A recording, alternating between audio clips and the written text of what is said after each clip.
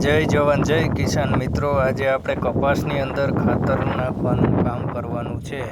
જોઈ લ્યો, આ કપાસમાં ફૂલ અને સાપકાનું પ્રમાણ વધારે છે, તે માટે આપણે ખાતરનો ઉપયોગ કરશું. હવે જાણીએ કઈ રીતે આ ખાતરનો ઉપયોગ કરવાનો છે. આપણે કપાસ માટે એને ભેળવવાનું કામ કરવાનું છે. આપણે પહેલાં ઉરિયાની અંદર આપણે મિક્સ કરવાનું રહેશે. જે આ રીતે આપણે મિક્સ કરશું અને પછી કપાસની અંદર આપણે એને આપવાનું રહેશે. એટલે આ છે સલ્ફર પ્લસ ઝીંકના ખાતર આવે છે, એનો ઉપયોગ છે અને જે સારું કામ કરે છે. કપાસ માટે અને ફૂલને ઝાપકા લાગ્યા છે અને જીંડવા પણ બંધાય છે, એટલે એને ખોરાકની જરૂર છે. જે માટે આપણે આને આ રીતે એને ભેરવી અને આપવાનું રહેશે. જો આ રીતે એને મિક્સ કરી દેવાનું છે. પહેલાં થોડુંક નાખી અને પછી મિક્સ કરતું રહેવાનું છે.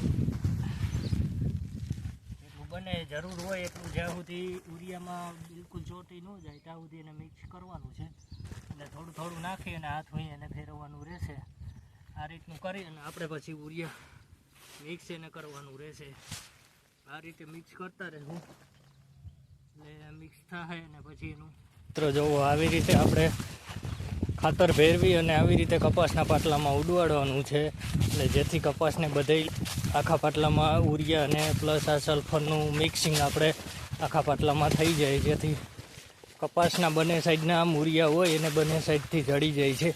એક મૂકી અને એકમાં નાખવાનું છે, જેથી એક પાટલું કોરું રહેશે અને એક પાટલામાંથી ખાતર એને મળતું રહેશે.